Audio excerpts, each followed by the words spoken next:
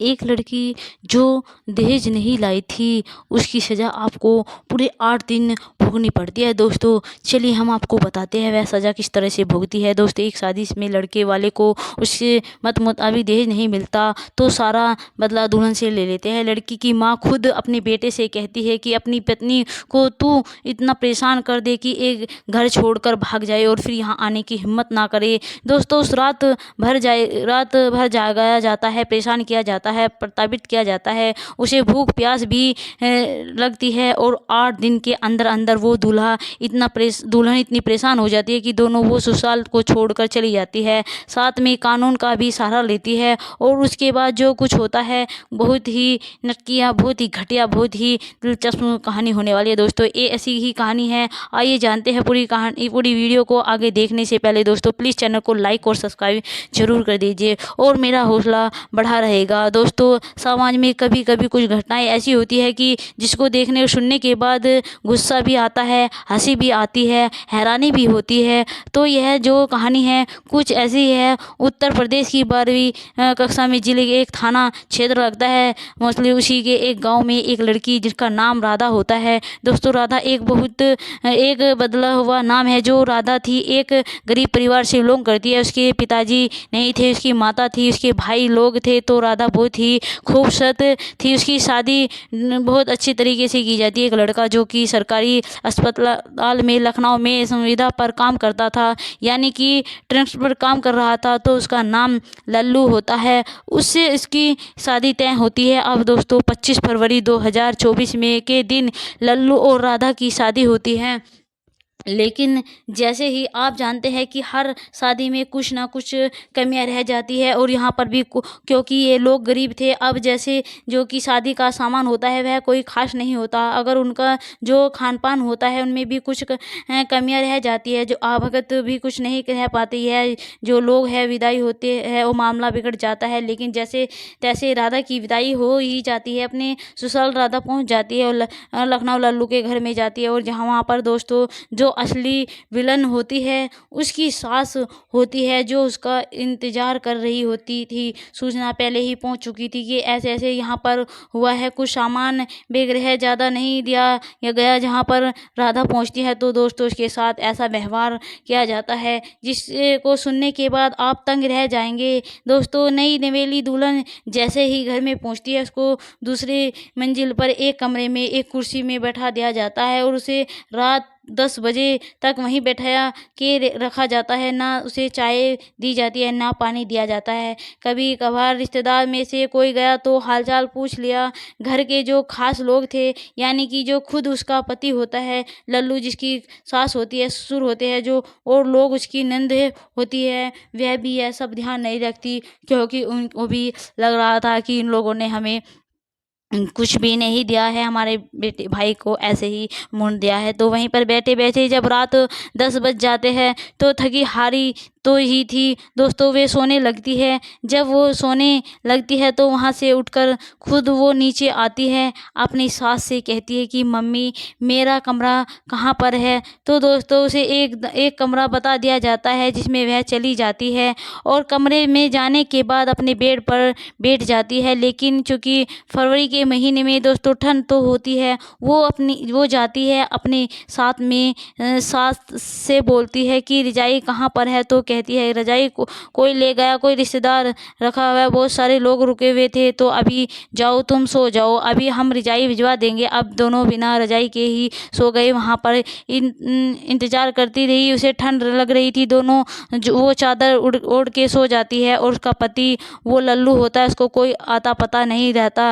रात के 2 बजे होते हैं। उसके बाद वह भी वहाँ पर सो जाता है। जैसे ही सुबह होती है राधा आंखें खोलती है, वो देखती है कि उसका पति बगल में सोया हुआ है। जैसे उसको जगाने चलती है तैसे कोई दरवाज़ा पीटता है। उधर से आवाज़ आती है कि अरे उठो, उठेंगे, रिश्तेदार है, उनको छोड़ने जाना है। तो दोस्तों उसकी सास की आवाज़ थी। लल्लू हड़बड़ा के उठता है, दरवाज़ा खोलता है तो कहता है कि रिश्तेदारों को कहीं छोड़ना है, जल्दी करो और इन लोगों को छोड़ दो। अब दोस्तों वो कहता है कि ठीक है, मैं रहा हूँ। फिर उसके बाद वह कमरे में आता है तो राधा उससे पूछती है कि आप कब आए रात को। उसने बोला कि 2 बजे आया। तो कहने लगी आप और सो गए, मुझे जगाया नहीं। तो लल्लू ने कहा कि तुम तो सो रही थी तो इसलिए मैं भी सो गया। दोस्तों यहाँ पर बात ख़त्म हो गई। इसके बाद वहाँ चला गया बाहर और सारे दिन रिश्तेदारों को छोड़ने में लाने में लगा रहा।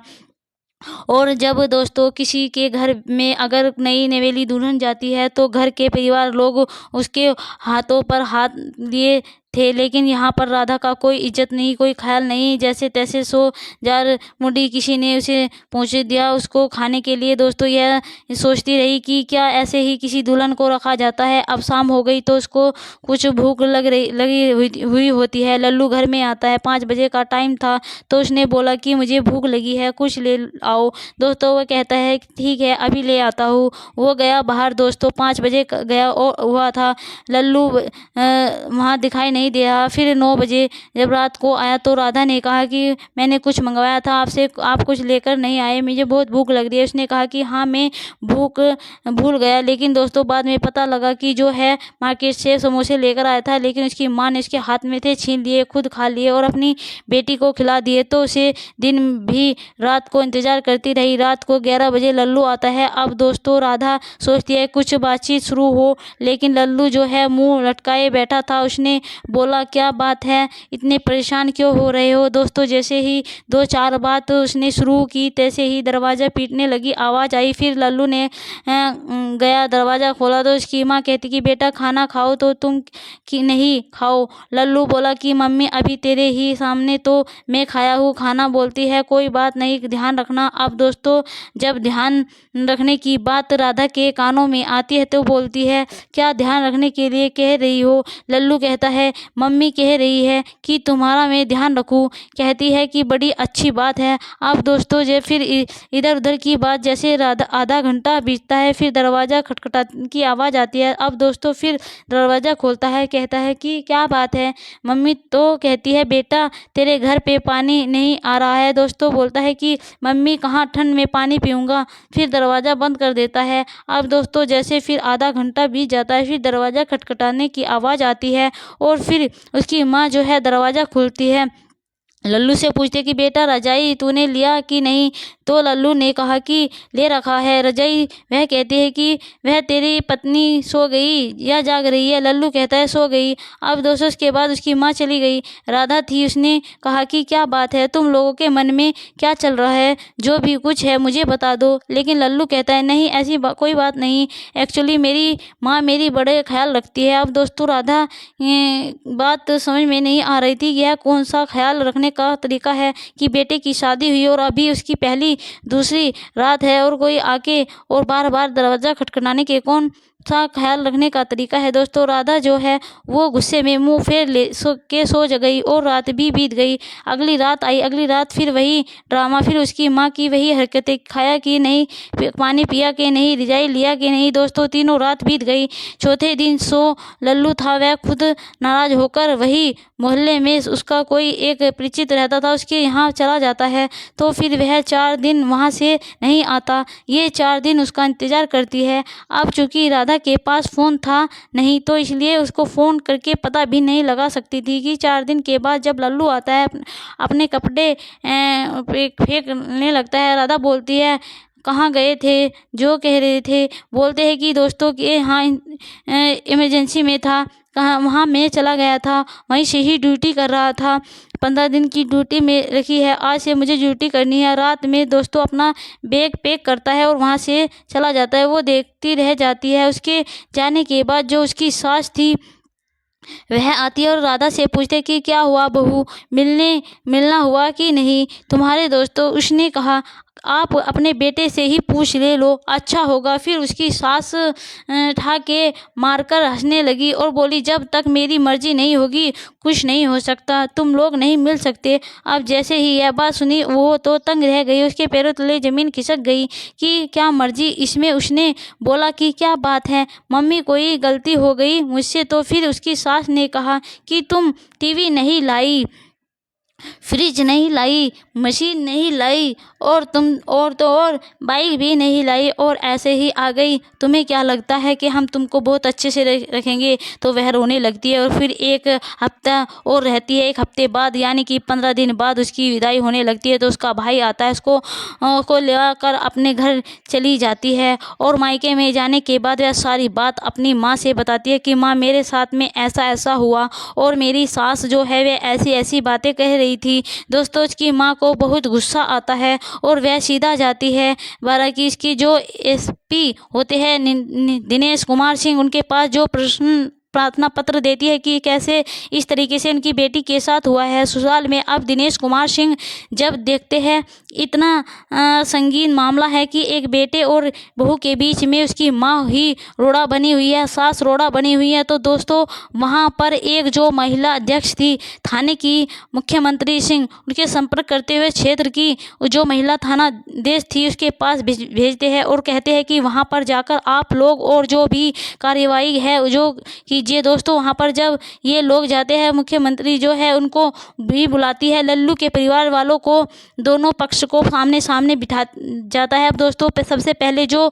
मुन्नी सिंह थी, उन्होंने लल्लू के माँ को बुलाया और उनसे बोला कि क्या बात है, आपने अपने ही बेटे और बहू के स्वागत पर रोक लगा रखी थी, यह आपका क्या तरीका है, क्या कह चाह रही है आप जो? तो लल्लू की माँ ने कहा, दोस्तों आपको सुनकर तो वो भी हैरान रह जाएंगे। दोस्तों, उन्होंने कहा, मुझे तो अपने बेटे पर नाज है, मेरे बेटे पर मुझे गर्व है कि उसने मेरी बात नहीं टाली, जो मैं चाहती थी वही हुआ, मुझे अपने बेटे पर गर्व है। अब दोस्तों, जब मुन्नी सिंह यह बात सुनी तो एकदम गुस्से में आ गई। उनको कहा, ठीक है, आपको अपने बेटे पर गर्व है तो हमें जेल में जाना, माँ ने बेटे के एक दूसरे पर गर्व करते रहना, तुम्हें जेल में जाना पड़ेगा। फिर दोनों उनसे बात नहीं की। फिर लल्लू को उन्होंने बुलाया और बोले कि यह बताओ कि क्या तुम लल्लू ही हो? उन्होंने कहा कि तुम अपनी माँ के साथ इस साजिश में मिले हुए हो, दहेज के लिए तुम अपनी पत्नी को परेशान करते हो, तुम दोनों को तो जेल जाना पड़ेगा। लल्लू ने हाथ जोड़ लिया और बोला कि मैडम, ऐसी कोई बात नहीं है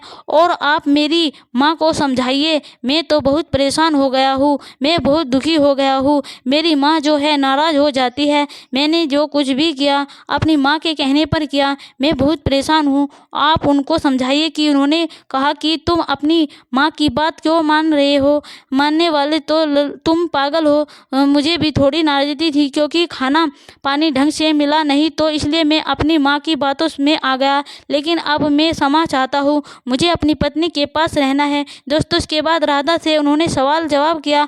राधा ने कहा, तो मुझे तो अपने पति से कोई शिकायत नहीं है, मैं उनके साथ भी रहना चाहती हूँ। अब दोस्तों, उनके बाद उन्होंने इस हफ्ते को टाइम दिया और उन्हें कहा कि अगर एक हफ्ते में तुम अपनी माँ को नहीं समझा पाए तो तुम्हारे ऊपर SIR और मुकदमा चुक जाएगा, उसके बाद तुम जेल जाना पड़ेगा। अब दोनों लल्लू दो राधा को चाहती थी, उन्होंने देखा पसंद नहीं किया था, शादी कर रही थी और माँ पिता के जीत के आगे वह हार मान गया था। लेकिन एक हफ्ते बाद वह आता है, राधा को लेकर लखनऊ चला जाता है और वहाँ पर वह काम कर रहा था। उसके बाद वहाँ पर आराम से रहने लगते हैं। अब उसका दरवाज़ा कोई नहीं पीटता। तो दोस्तों, इस वीडियो को बनाने का मतलब मेरे किसी का दिल दुखाना नहीं था, मुझे यही कहानी रोचक लगी तो इसलिए मैं सोचा आप लोगों से शेयर कर लूँ। तो दोस्तों, आपको कैसी लगी कमेंट में ज़रूर बताइएगा। आपको अच्छी लगी है तो इसलिए चैनल को लाइक और सब्सक्राइब ज़रूर कर दीजिएगा। थैंक यू दोस्तों।